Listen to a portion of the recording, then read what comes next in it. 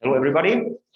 This is our next part of Prague seminar, and we have here our kind speaker who you might know. He's Carlo Alberto Cremonini, and he will continue with his speech about the delta forms and Lie super algebras. So we're glad you are here, prepared, and the floor is yours. Okay, thank you very much. Okay, so let's continue with what we started last week, and in particular a very practical a very practical guide to forms in supergeometry by following. Last week we just had a quick view on forms by following notes by Witten and introduced what are delta forms. So let's start with a very quick recap of what we did.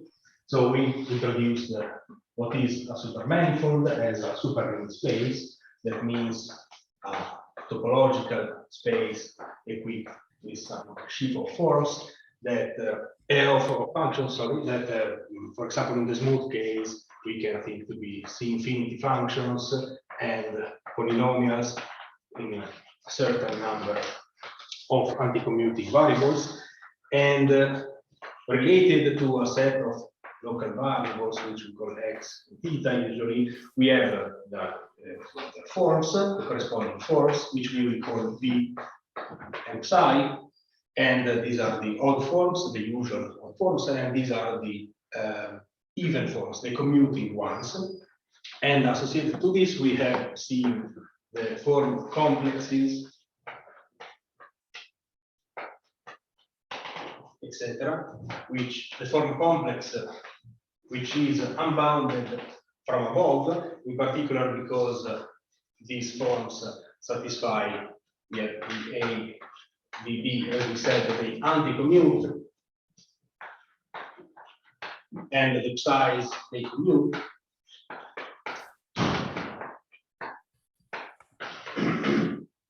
Okay, and so since they commute, we can take any power of psi's without never stop. And so we've seen in particular that since there is no notion of top space, of top form, there is no notion here in this complex of what should be integrated on a supermanifold, and this gave rise almost 50 years ago to the study of a new complex of forms, which are called the integral or integrable forms, which are constructed starting by a space which we call the Berezinian, who is locally described in this way by taking the product of all the odd objects of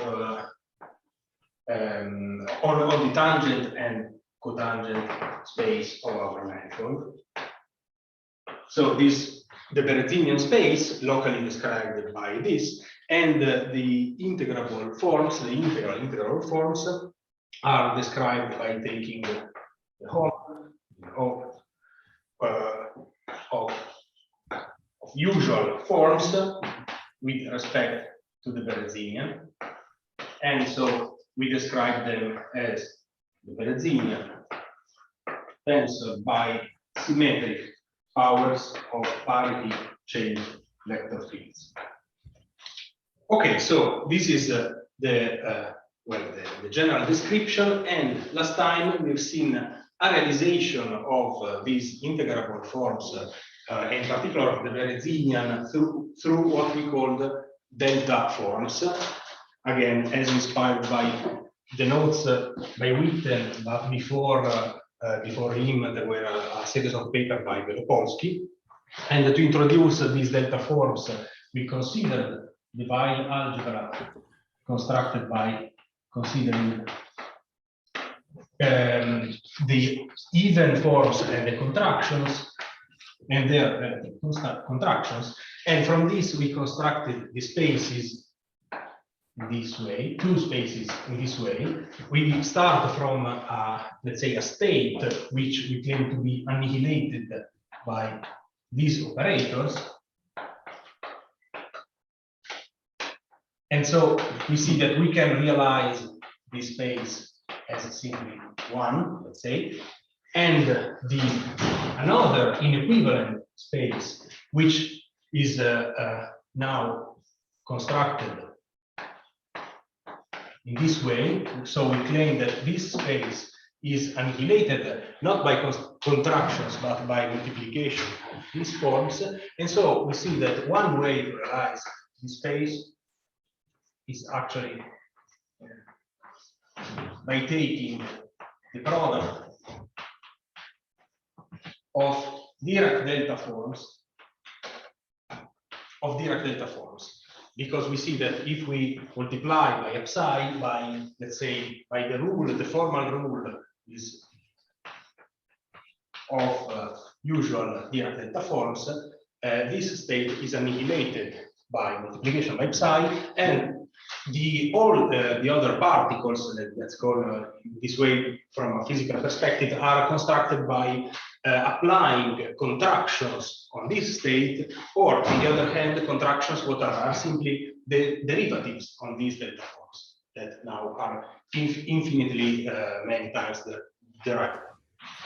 So these are delta forms, and in this realization, we constructed the Berezinian of the supermanifold by taking functions, and then the product of all the usual forms, the i's, and the product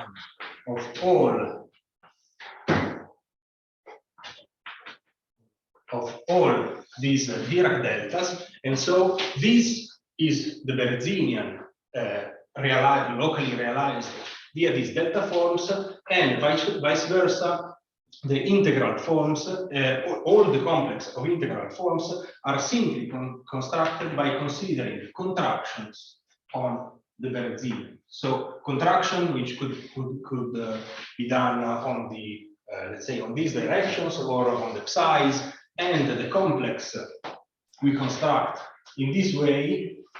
So we constructed starting from the Berezinian and supermanifold times the Berezinian is unbounded from below. And here the differential we are using, thanks to this realization, is exactly the usual de Rham differential. Let's say the differential we have on integral forms is exactly the same differential that we use on superforms, thanks to the properties of the deltas that we very quickly can list.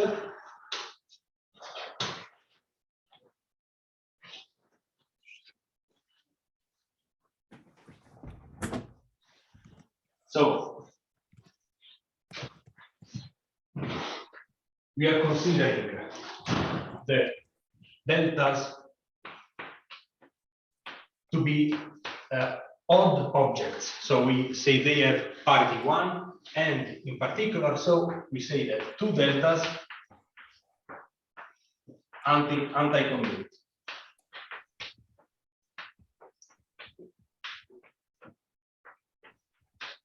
Okay, this is a property we require in order to have this object constructed in this way to transform exactly as the Berezinian or the Jacobian. Exactly as we have the let's say the parity 1 for the usual forms in order to reproduce the determinant. So the other property is the one we have written before. So the delta kills the forms by multiplication, or by using the Weil algebra structure, we have that any derivative, or we can write it by using contractions of the delta, is simply given by minus n derivative n minus 1 of the delta. This is simply the Weil algebra structure.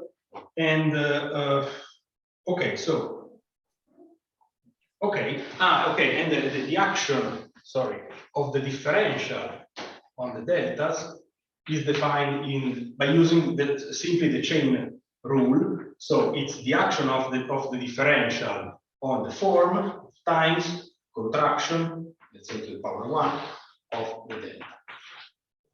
Okay, so these are the formal rules that our delta forms satisfy. And the main advantage of this point, one of the main advantages of this point is actually that, as we said many times, the differential you use for superforms and integral forms is the same, is exactly the same differential. And we have also seen, maybe very briefly last time, that we have other, let's say, classes of forms, which we call the pseudo forms, which are constructed in this way as states which are killed by some of the psi's and some of the contractions. Let's take, for example, an easy case where we have only two directions. So we can construct a state like this by asking, for example, that multiplication by psi1 equal to 0 and contraction along psi2, the direction 2, equal to 0. And so we can realize this state as a single Dirac delta of psi1.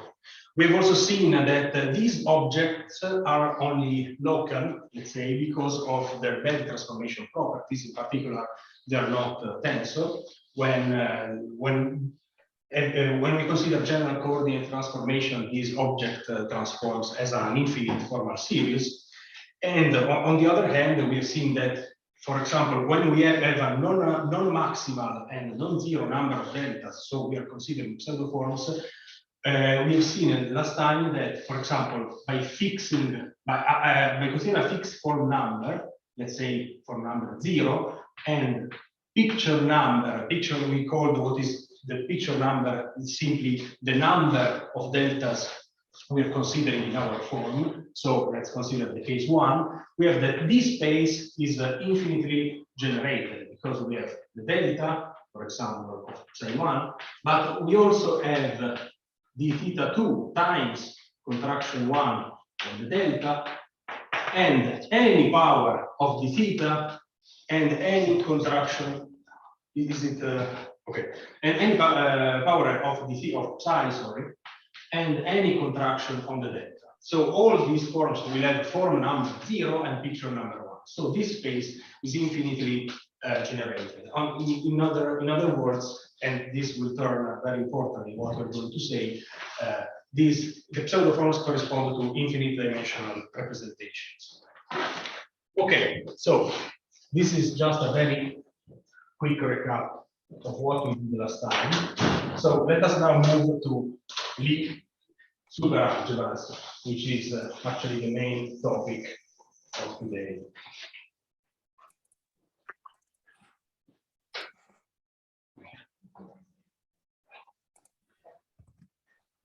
So we want to study the cohomology of Lie superalgebras, but considering also these delta forms as our ingredients. So we want to calculate the cohomology of Lie superalgebras not only in the usual form complex, but also in these new ones.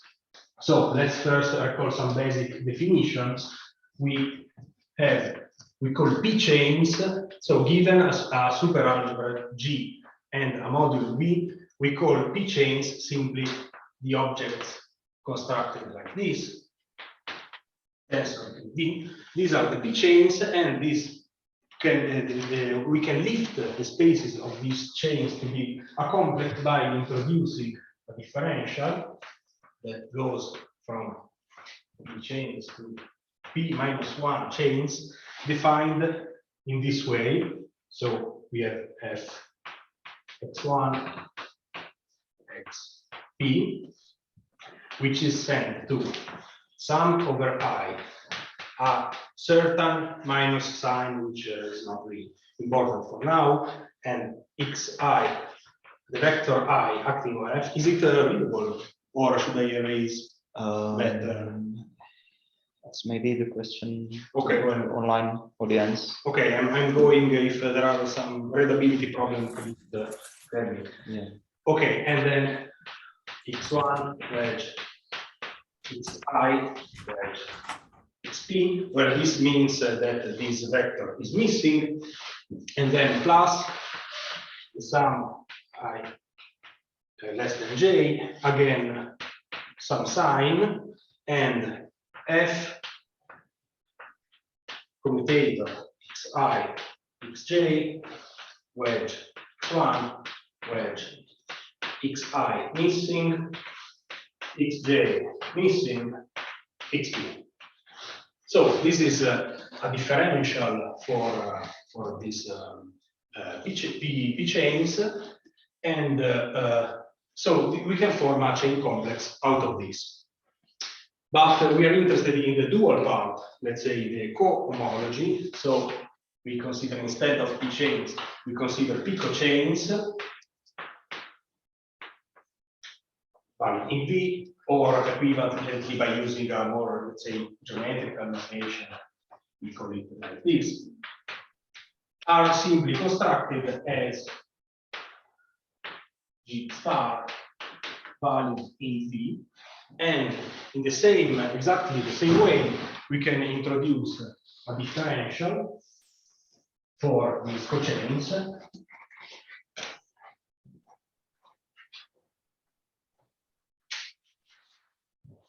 which we call the Chevalier-Heisenberg, or sometimes Morel-Cartan differential, that goes from omega p to omega p plus 1, defined in this way. The omega, when applied to p plus 1 vectors, gives some, again, some sign as usual, x I applied to omega x1, xi missing, x p plus 1, plus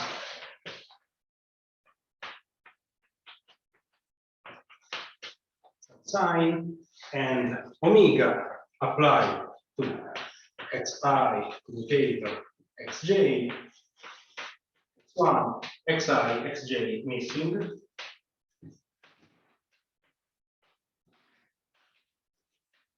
xp plus 1. Okay, so it's really, really trivially the dual of what we were writing before. Okay, and this differential squares to 0 thanks to the Jacobi identities, let's say to the graded Jacobi identities we have on our superalgebra, as we can very easily imagine by seeing the structure of this differential. And so we can consider the cohomology of this differential. So as usual, we consider the space of closed forms, the cocycles, the space of exact forms,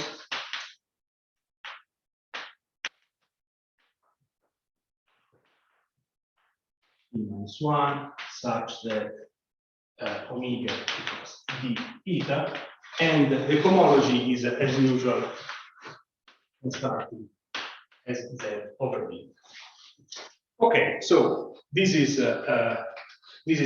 our setting, and in a more, let's say, convenient, more easy fashion, we can represent this differential in the case when we take the module to be trivial, let's say a ground field, let's say for us it could be also C or R, it's not really matter, but the module will be trivial. We can simply write our differential in an easy way like this: FA BC, B where BC contraction A. So where these are the structural constants of our superalgebra, and these are these are forms.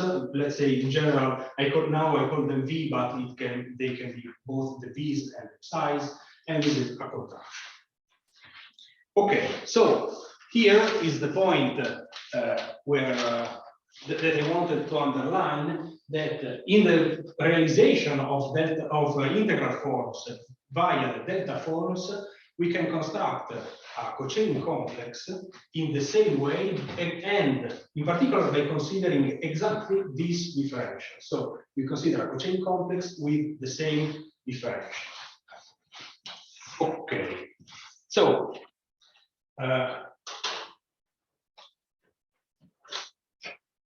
let's see what is known about the Lie superalgebra cohomology, in particular for what are called the classical basic Lie superalgebras, but also for many other superalgebras. The cohomology, the standard cohomology, let's say the cohomology of superforms was classified something like 40 years ago, 40, 50 years ago by Fuchs and others. And for example, let's take for an explicit example of this, the cohomology of orthosymplectic algebras was given in this way. Was the cohomology only or of the SO part, or the cohomology only of the SP part, when depending actually on the values, on the particular values of n and n we choose. So if n greater or equal to 2n, and if n is smaller than 2n. So what is particular here, that this cohomology, the cohomology of the Lie superalgebra, only takes care of a part of a subalgebra of the reduced, so bosonic algebra of the starting one. In particular, what it may seem in some sense strange is that so only some of the invariants of this superalgebra will realize in the cohomology. So only the invariants of the orthogonal or the symplectic one. And analogous theorems were given for the GL or SL algebras and many other examples. And okay, so our goal was to study the cohomology not in superforms but in the other complexes, and see if we can find something more, something new, or else. Well, okay, the integral form cohomology is already given, in the sense that if we remember how integral forms are constructed, so simply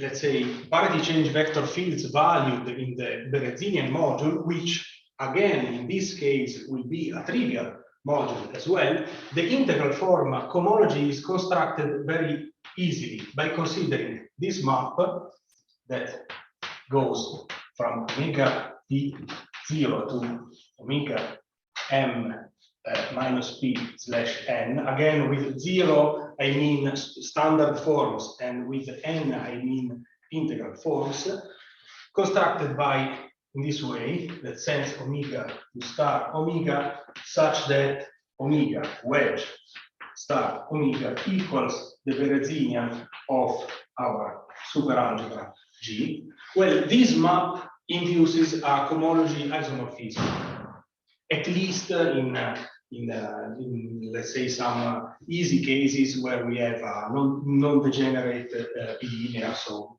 let's say in some sense a metric. So this map induces a cohomology isomorphism that stands simply by considering, instead of the cohomology on superforms, we're considering the homology, so of vector fields valued in the Berezinian module, and when this metric, there is a metrical, let's say a bilinear form, a non-degenerate bilinear form, this holds. Okay, but this, so for regarding integral forms, things are very, very easy, very fast, but things are not so quick for pseudoforms. So in order to construct the cohomology in the pseudo-form cases, we can try to analyze the methods, the common methods that were used, for example, also by Fuchs when classifying the superform cohomology, and which is the Koszul or Oxy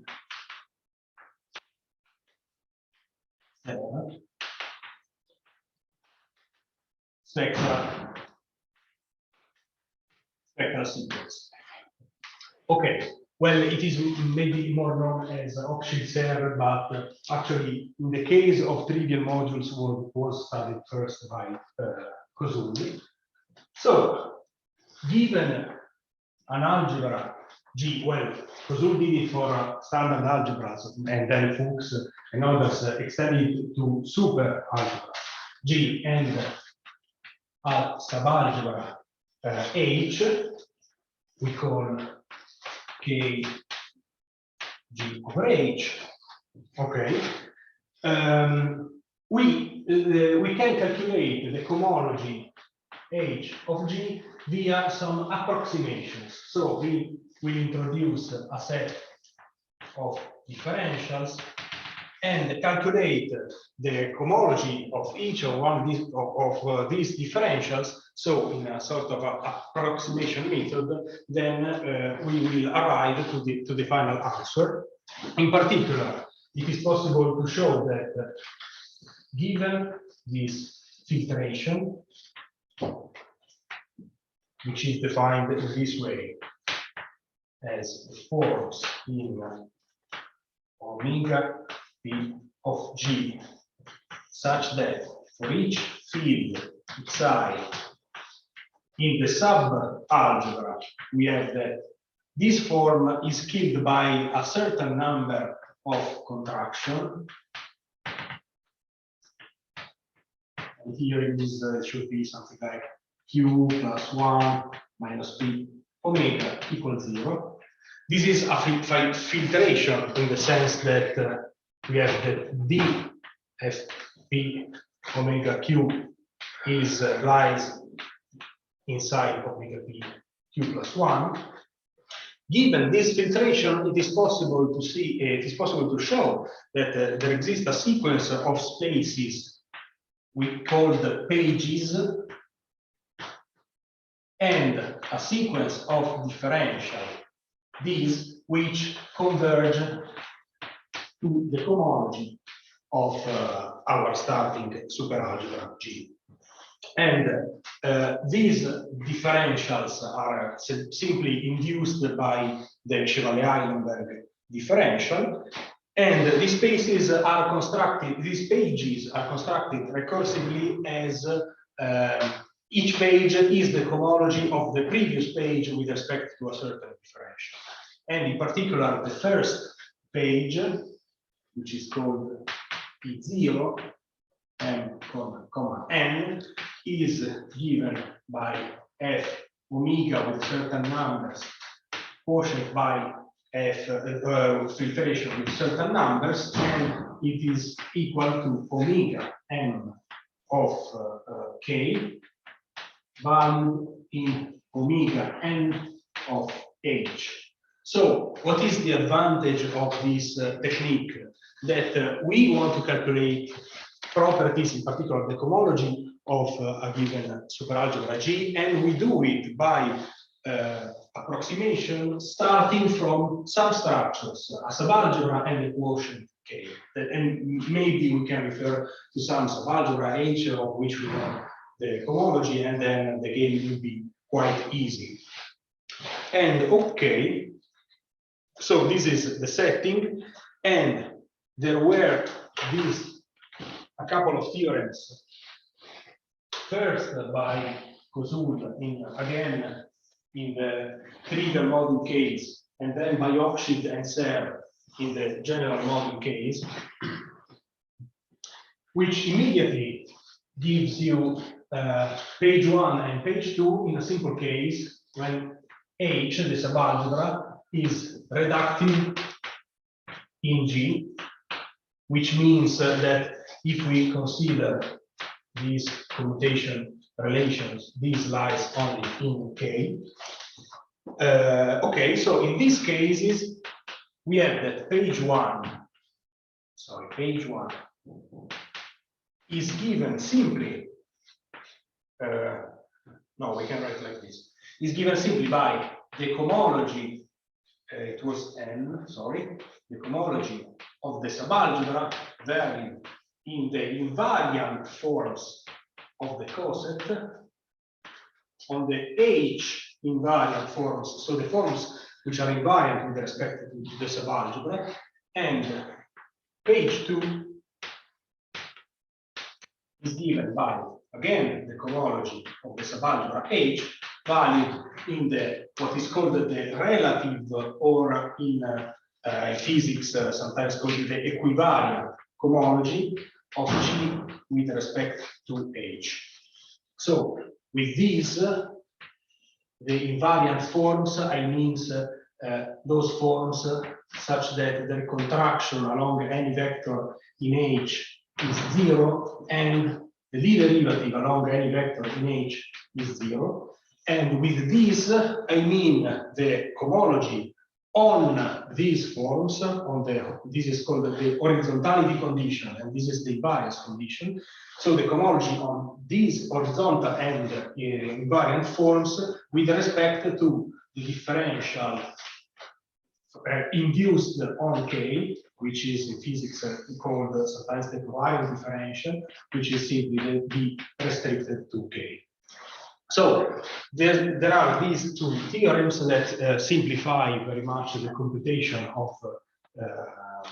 this spectral sequence. In this case, again, obviously this is not, in general, this is not the convergence of the spectral sequence. One has to proceed with a higher differential, but okay, one immediately see in which sense I was claiming this procedure to be an approximation, because I start from, let's say, cohomology of smaller structure, of substructure, of subalgebra and of the coset. Okay, so this holds for the classical, for the purely bosonic case, and for super algebras in the setting of superforms. So what we are going to see now is how to extend these to the other form complexes. Okay, maybe I can keep this.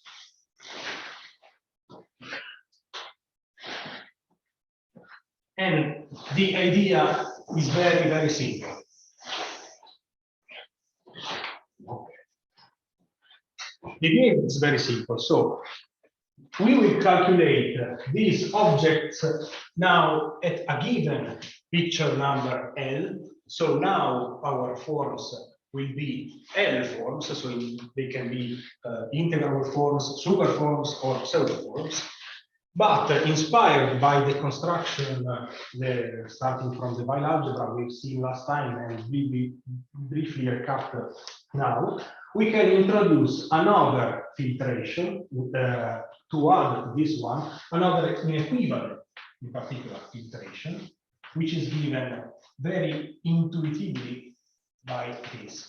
So here we take exactly the same things, so the forms which lie in omega P/L G, such that now we are not considering now contraction of forms, but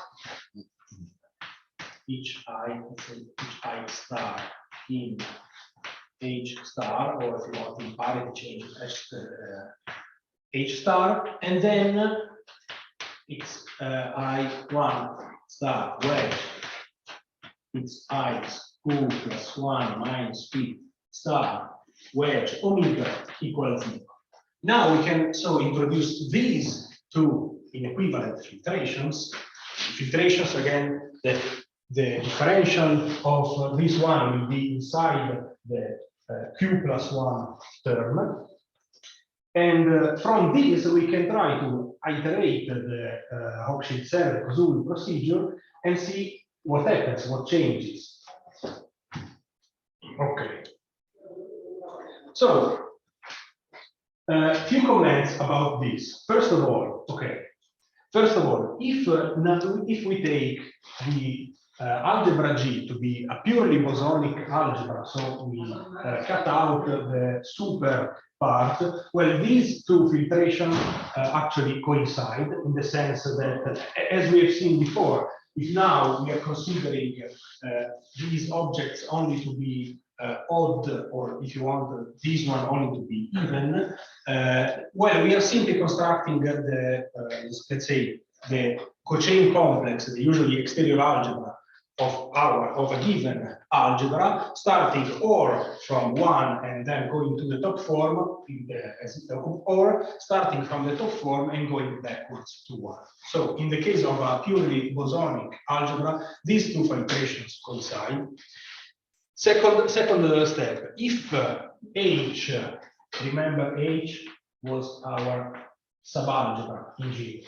If H, now let's go again to the supersetting. If H is a genuinely super subalgebra, so it has non-trivial odd dimension, then this second filtration is empty when working on superforms. Is 0 on superforms, because we will have always objects like C's, which will never kill a superform. On the other hand, again, if H is purely a genuine super algebra, this filtration, the original one, is 0 on integral forms, because now we can have these contractions which does not square to 0, so it will be possible to apply contraction ability to this object, and so this one, there are some direction along which this one will never be 0. So in particular, we see that if we want to recover integral forms from this procedure, we are forced to consider also this new filtration. In general, when dealing with pseudo forms, so we're not looking neither at superforms nor at integral forms, we can consider both of them. In general, both of them will be non-empty. And so we can construct our starting page, page 0,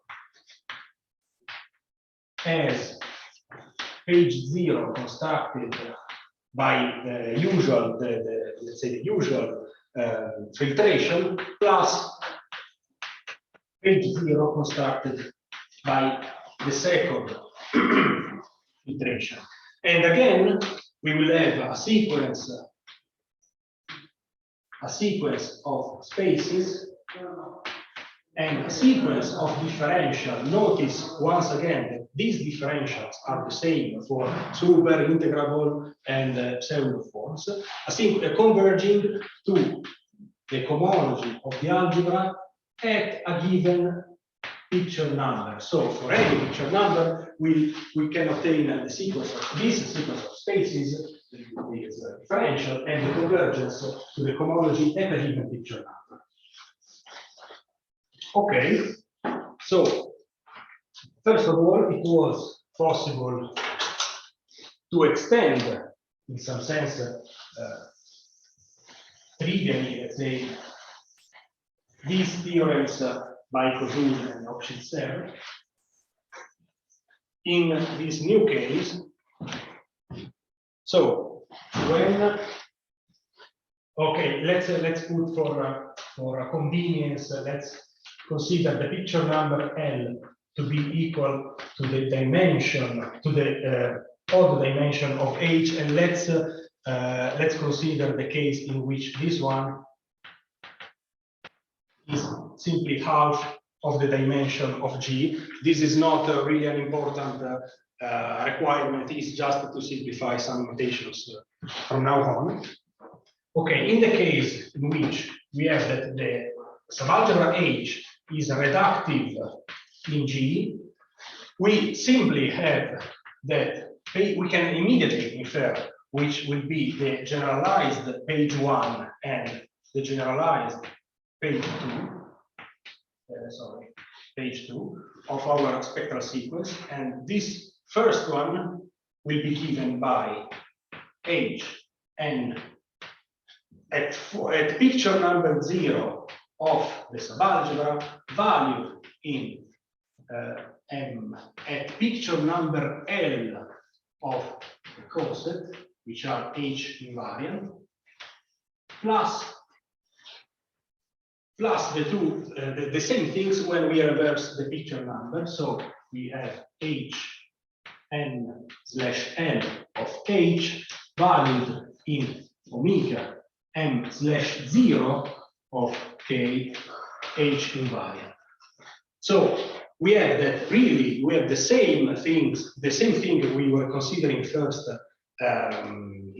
We've seen in the cases before by Kosula or Schilser, but now we have two terms, this one, and notice that in, the picture number is separated. In this case, we are just considering superforms in H and integral forms in the coset K.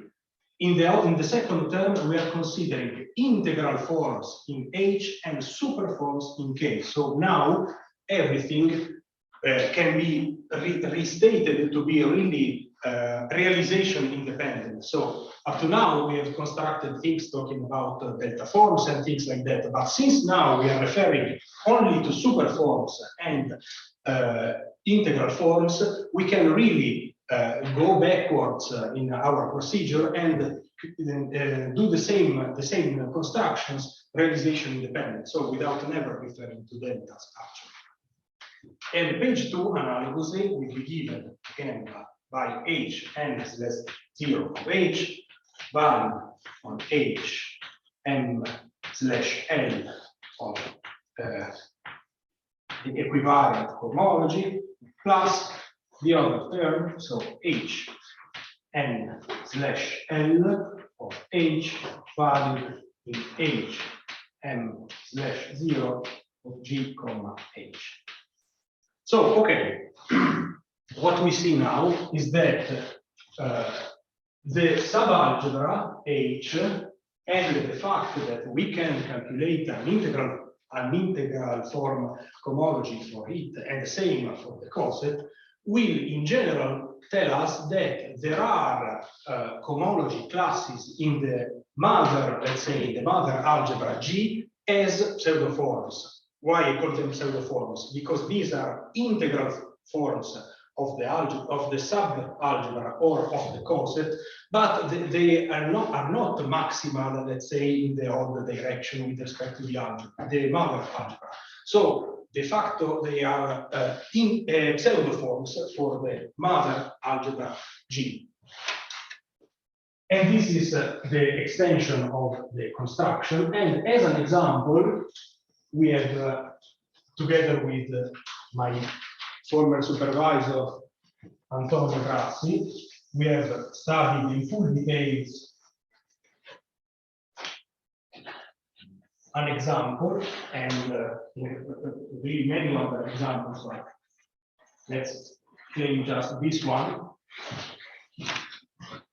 which is G equal OSP orthosymplectic 2/2, which is given by which is generated by 4 bosonic generators and 4 fermionic generators. Here we can take as a subalgebra OSP 1/2, which is generated by 3 bosonic generators and 2 fermionic generators, and then the coset K G over H will be generated by 1 bosonic and 2 fermionic generators. Here, the superform cohomology, as I said, was classified many years ago by Fuchs, and is simply the cohomology of the SP2 part, which is then simply generated by 1, the constants, and a 3 form. But if we perform, so in particular in this case, we see that the SO to abelian algebra, which is a subalgebra of this orthosymplectic, is not manifest here because we do not have a one form, let's say, that would correspond to the abelian subalgebra SO2. If we calculate with the techniques I already described, the cohomology, but now at picture number 2, we see that this has 4 generators. A form which is a 0 form at picture number 2, sorry, a 0 form, a 1 form picture number 2, a 3 form, and a 4. All of them at picture number 2. This is exactly constructed with, let's say, with the abelian term, which is missing in the cohomology or in the superform cohomology. It is possible to see, for example, using the explicit delta form realization. And this one is constructed by considering the 3/0 form we have here in the superforms multiplied by this one. So again, also the ring structure is conserved. And so what is the goal, the physical goal, the physical application of all this machinery, of all this construction? Well, cohomology of the algebras, the super algebras, are used in, for example, in the classification of branes. In general, when given a superalgebra G and a cohomology class, let's say a P class, such that it is 0 and not exact, P minus 1, we can use what is called in physics the free differential algebra approach, or which was quite recently shown to be in some sense the dual of Lie and algebra extension of the underlying algebra G. So we can use this approach to introduce a new generator, P minus 1 form, such that this is satisfied, omega P. So we introduce a new generator, a trivializer for this cocycle.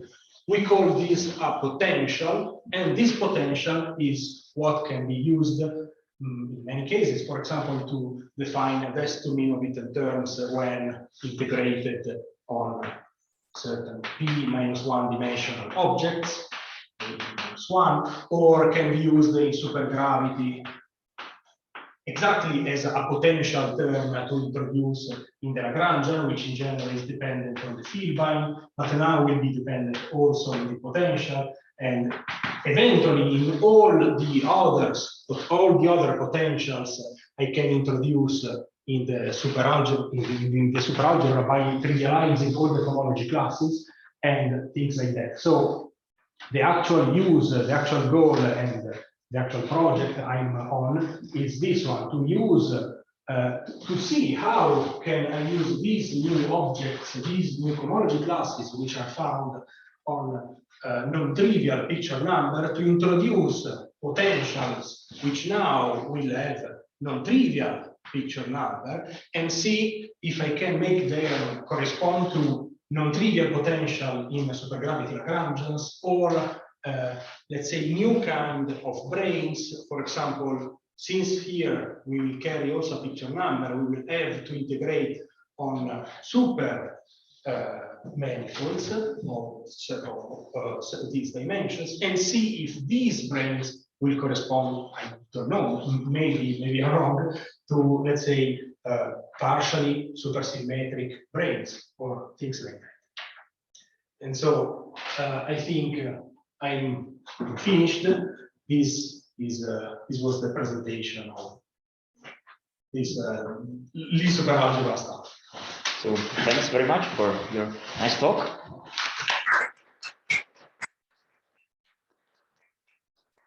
Finally, some application to physics. I'm glad you mentioned it. So please, you can ask. It's not a question, but maybe kind of request for the next time. Would you use scan and do explicitly the example? Okay, one. With the computations. Okay, sure. Yeah, Sure. So I can have explicit formulas for all the forms and differentials. And... Yeah, okay, sure. Well, of course, I didn't have the time. No, of course. No, but yeah, you have some extra. Yeah, it would be nice. It would be nice. I also want to mention that in this perspective of explicit calculation of this, all these results found from spectral sequence are verified parallelly with other techniques, which is, for example, brute force calculation, or what is called the Weil or Moyenne-Weil integral formula, which allows to classify the invariants of a given algebra, starting from integrating from its kata. Okay, next time I will for sure do that. Good. In advance. Any other question? Maybe I have a very stupid question. So you told us that with the filtration you can show that, I mean, the filtration converges to a homology of the lead. The pages you construct starting from the filtration and the differential converge that, yes. Yeah, okay. So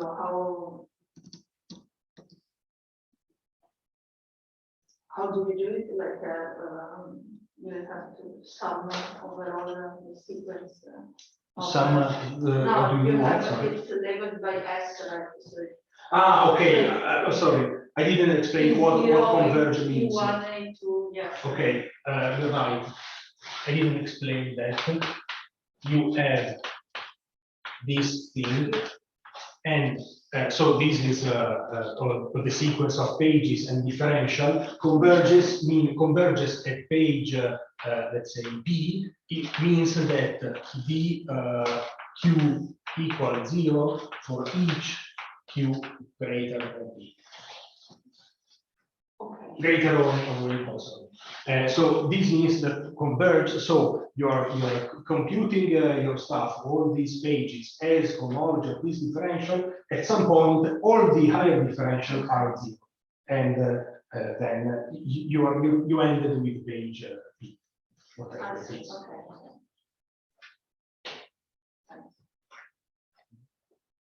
Okay. So that's why in, for example, in the example we studied, can you say when it stopped? In this one, Yes. it converges very, very rapidly. Actually, at page 2.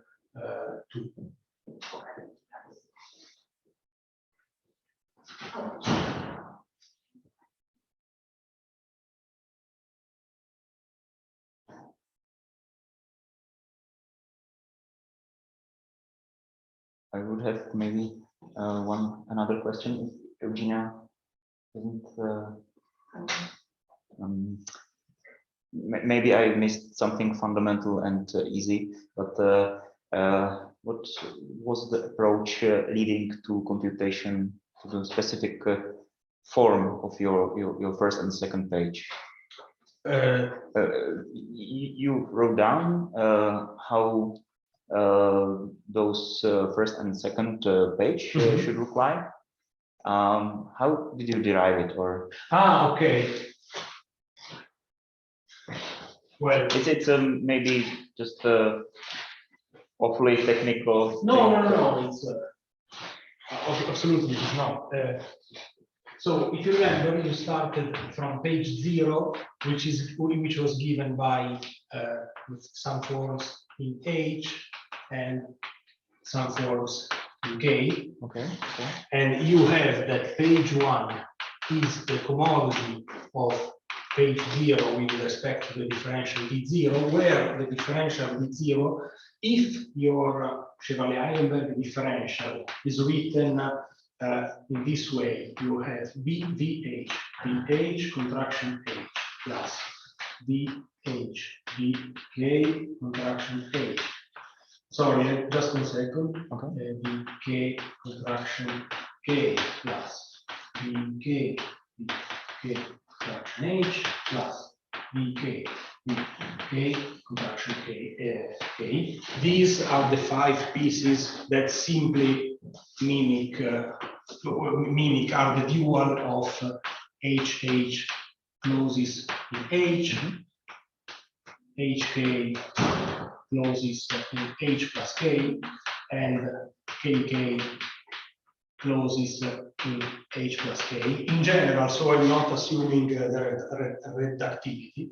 Okay. So these 5 pieces correspond to these 5 pieces of the differential, and in particular the first differential, D0, is given by DH, H, so this term, and DH, DK, K, so this term.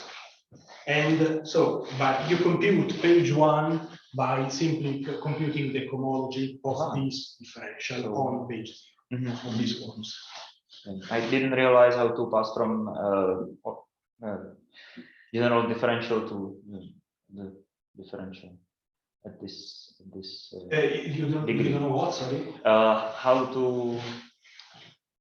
to split the differential onto those 5 pieces and then pass from this operator to D0. Ah, okay. Well, if you want, maybe I can show you later. I will look into this at home.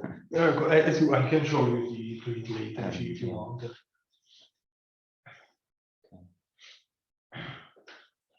But actually, is the construction of the spectral sequence that says that the differential dk has to move in a certain direction in the spectral sequence, and by this you can induce from your Chevalier differential actually how d0, d1, d2, and so on are constructed. But by considering the movement in your page, you see how immediately to define the differential.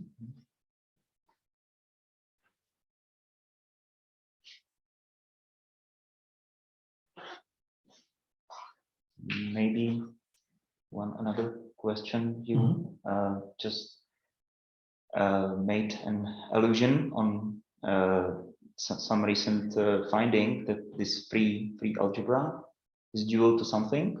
What is it? Is dual to, it's not really recent, but the group of Schreiber, Domenico Fiorenza, Isham Sati, Jim Stashev, they are working on that since some years. Is dual to an LN extension of a starting algebra. So you see that actually at the beginning you have the algebra, and its dual is the Chevalier-Eilenberg complex, so it's made of 1 forms. Now, when you trivialize hypocycle, you introduce a higher form, which you can make it correspond to an extension of the dual the algebra. Okay. I see.